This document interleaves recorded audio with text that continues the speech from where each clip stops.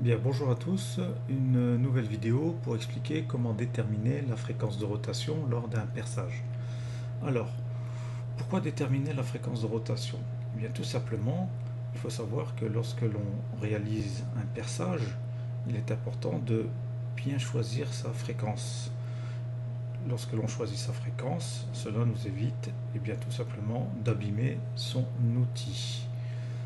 Alors, pour déterminer cette fréquence, il existe deux méthodes.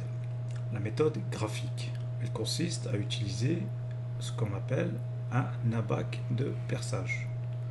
Ensuite, la deuxième méthode, elle consiste à utiliser la méthode analytique, qui est l'utilisation d'une formule mathématique.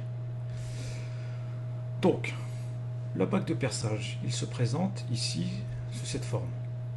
Nous avons ici en abscisse de 0 à 60, eh bien, la vitesse de coupe qui, elle, est donnée en mètres par minute. D'accord? Alors, nous, les métalliers, on utilise souvent de l'acier S235, un acier courant.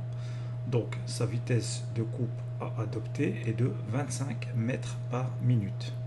Ensuite, pour de l'inox, nous avons 15 mètres minute. Pour de l'aluminium, 80 mètres minute.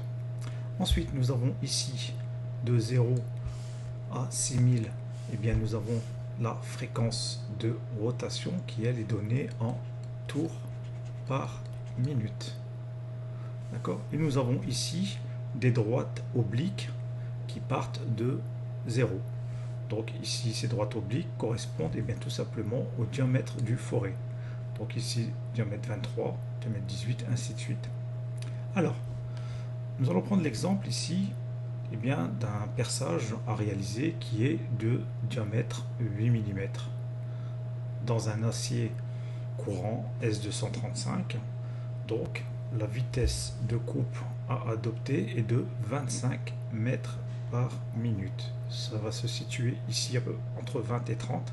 Donc, je vais tout simplement monter une verticale ici jusqu'à l'intersection de mon forêt diamètre 8. Donc, je vais obtenir un point ici. Ce point que j'obtiens ici, eh bien, je vais tout simplement le projeter ici en horizontal et je vais obtenir, eh bien, une fréquence de rotation de 1000 tours par minute. Donc, 1000 tours minute, je vais essayer de retrouver ce chiffre à l'aide de ma formule mathématique. D'accord? Alors, la formule mathématique, c'est n qui est exprimé en tours par minute. D'accord? Tours par minute, qui est égal à la vitesse de coupe divisé par pi fois le diamètre de perçage. Le tout multiplié par 1000. Ce qui me donne n est égal à 25 divisé par pi fois 8 entre parenthèses multiplié par 1000, ce qui va me donner ici, eh bien, une fréquence de rotation est égale à 994,1 tours par minute. Donc voilà, donc on s'aperçoit que nous sommes à environ 1000 tours minute,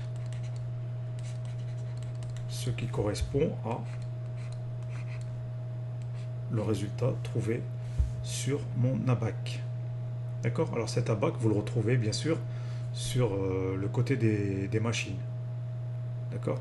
Alors ensuite, lorsque l'on a déterminé sa fréquence de rotation, eh bien, il va falloir ici, à l'aide de ce petit tableau, vous voyez, vous avez la position des poulies ici selon le moteur.